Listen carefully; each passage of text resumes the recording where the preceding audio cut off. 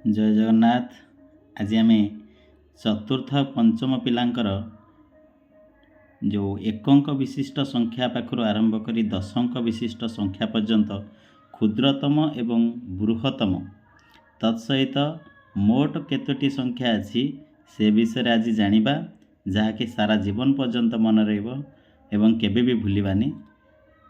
तेबे लेट न करी बर्तमान आम भिडियोटी को स्टार्ट करवा।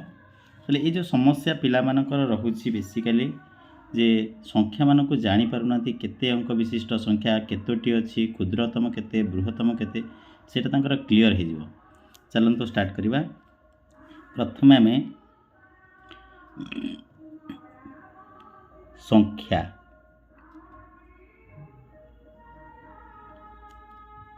संख्या नवा आ गोटे नवा क्षुद्रतम संख्या।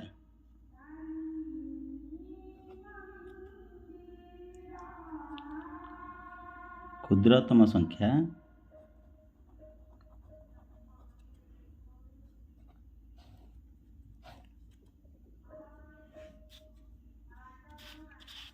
आटना बृहत्तम संख्या।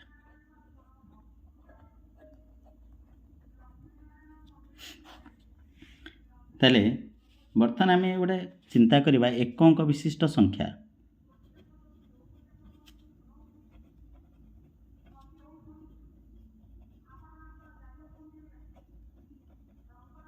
एक अंक विशिष्ट संख्या आम एक अंक विशिष्ट संख्या कहले साधारणतः कौट स्टार्ट हुए ना आरंभ हुए 1 2 3 4 5 6 7 8 आउ 9। एक अंक कहले गोटे अंक, जो गोटे अंक आम एक अंक कहूचे से स्टार्ट होची 1 पाखुर एवं सरुची 9 रे। ताले एठी आम क्लियर हो जावा जे कह जाए यदि एक अंक विशिष्ट क्षुद्रतम संख्या केते ना आम साधारणतः कहवा केते ना 1 होची एक अंक विशिष्ट क्षुद्रतम संख्या एवं बृहत्तम संख्या केते ना 9 होची एक अंक विशिष्ट बृहत्तम संख्या। एठी पिलांकर किछि कन्फ्यूज न थाए। टिके जदि आम सेठी पचारि दबा जे एक अंक विशिष्ट मोट केतोटी संख्या अछि से माने मध्ये कहि परिबे जे मोट एक अंक विशिष्ट संख्या होची केते ना 9टी अछि। ठीक अछि। ताले बर्तमान आम सेकेंड जीवा। यदि 2 अंक विशिष्ट संख्या कथा कहिबा, 2 अंक विशिष्ट संख्या कथा यदि आम कहिबा ताहले एठी 2 अंक विशिष्ट संख्या आरंभ होची केतरे ना 11 10 रु आरंभ होची। दुईटा अंक 1 आ 0 दुईटी अंक, ताले 10 रु आरंभ होची, तापर 11 होची, 12 एमती चाली चाली चाली चाली 97 98 एवं 99 100 हो गले आमर कौन हो ना 3टा अंक हो। तेणु 99 पर्यंत रोचे आम 2 अंक विशिष्ट संख्या। ताले एठी आम जे कहबा 2 अंक विशिष्ट क्षुद्रतम संख्या केते ना 10।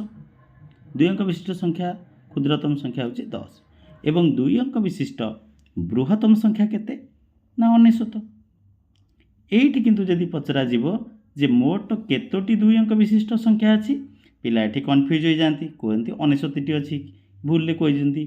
किंतु मोट जदि आम देखिबा जे 2 अंक विशिष्ट मोट संख्या केते ना 99, किंतु ताथुरु एक अंक विशिष्ट संख्या भी अछि 99 पर्यंत भितर एक अंक विशिष्ट संख्या अछि। एक अंक मोट केतोटी अछि ना 9टी अछि। आम जदि 99 रु 9 को भेड़ी दबा ताले केते हबो ना 90टी। ताले मोट आमर मोट 2 अंक विशिष्ट संख्या होची केते ना 90टी। ठीक से बली सेही ट्रिक रे जदि आमे जीवा 3 अंक विशिष्ट संख्या,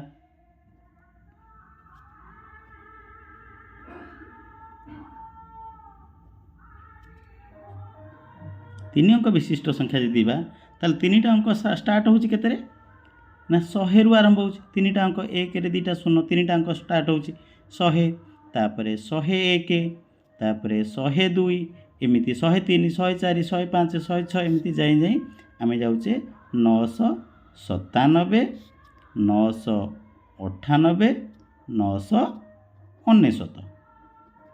ताले एठी 3 अंक विशिष्ट क्षुद्रतम संख्या केते ना 100।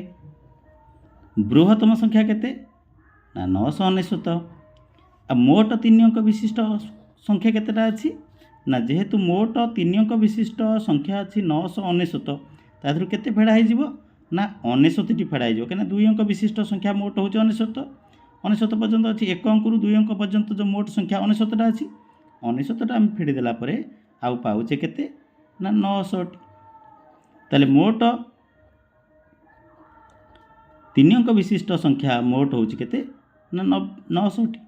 ତାହେଲେ ଏଇ ଯେଉଁ 3টাରୁ ଆମେ ଭଲ ଭାବେ ଟିକେ ଅନୁଧ୍ୟାନ କରିବା। ତାହେଲେ ଯଦି ଆମକୁ 1 ଅଙ୍କ ବିଶିଷ୍ଟ କ୍ଷୁଦ୍ରତମ ପଚରା ହେଉଛି ଆମେ 1 କହୁଛେ, ବୃହତ୍ତମ କହିଲେ 9 କହୁଛେ ଏବଂ ମୋଟ ପଚାରିଲେ 9ଟି କହୁଛେ। ସେଭଳିଆ 2 ଅଙ୍କ ବିଶିଷ୍ଟ ସଂଖ୍ୟା କଥାକୁ ଯଦି ଆମେ ଯିବା, ତାହେଲେ 2 ଅଙ୍କ ବିଶିଷ୍ଟ ସଂଖ୍ୟା କ୍ଷୁଦ୍ରତମ ସଂଖ୍ୟା ହେଉଛି 1ରେ ଗୋଟିଏ 0 ବା 10 ଏବଂ ବୃହତ୍ତମ ହେଉଛି 2ଟା 9 ବା 99। ମୋଟ କେତୋଟି ଅଛି ନା 90ଟି ଅଛି। ଏବଂ 3 ଅଙ୍କ ବିଶିଷ୍ଟ ସଂଖ୍ୟା କଥା ଯଦି ଆମେ ପଚାରିବା, ତାହେଲେ କ୍ଷୁଦ୍ରତମ ହେଉଛି 1ରେ 2ଟା 0 ବା 100, ବୃହତ୍ତମ ହେଉଛି 999 ଏବଂ ମୋଟ କେତୋଟି ଅଛି ନା 900ଟି ଅଛି। ତାହେଲେ ଏଇ 3ଟା ଜିନିଷରୁ ଆମେ ଆଉ 9 ବାହାର କରିକି ଆମେ ଏଉଠୁ ଆମେ ମାନେ ନିଜେ ନିଜେ କରିପାରିବା ଯେ 4 ଅଙ୍କ ବିଶିଷ୍ଟ ଯଦି ପଚରାଯାଏ, 4 ଅଙ୍କ ବିଶିଷ୍ଟ ସଂଖ୍ୟା କଥା ଯଦି ଆମେ ପଚରାଯାଏ, କ୍ଷୁଦ୍ରତମ କେତେଟା ଆସିବ ନା 1ରେ 3ଟା 0, ବୃହତ୍ତମ କେତେ ଆସିବ ନା 4ଟା 9, ମୋଟ କେତୋଟି ଆସିବ ନା 9ରେ 3ଟା 0।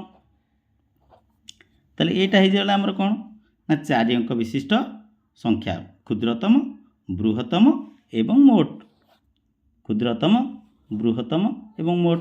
ଠିକ୍ ଯଦି 5 ଅଙ୍କ କଥା କୁହାଯାଏ ନା 1ରେ 4ଟା 0 ଏବଂ ବୃହତ୍ତମ ଯଦି ପଚରାଯାଏ ନା 5ଟି 9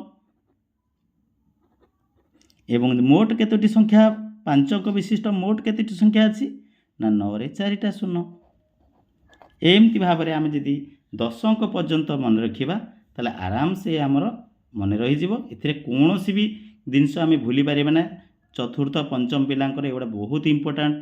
ପ୍ରାୟ ସମୟରେ ତାଙ୍କର କୋଶ୍ଚିନ୍ ପଡ଼ୁଛି, ଏଇ କୋଶ୍ଚିନ୍ ଗୁଡ଼ିକୁ ସେମାନେ ଠିକ୍ସେ ମନେ ରଖିପାରୁନାହାନ୍ତି। ଏଇ ଟ୍ରିକ୍ରେ ଯଦି ମନେ ରଖାଯାଏ ତାହେଲେ ନିଶ୍ଚିତ ଭାବରେ ସେମାନଙ୍କର କୌଣସି ବି ସନ୍ଦେହ ରହିବ ନାହିଁ।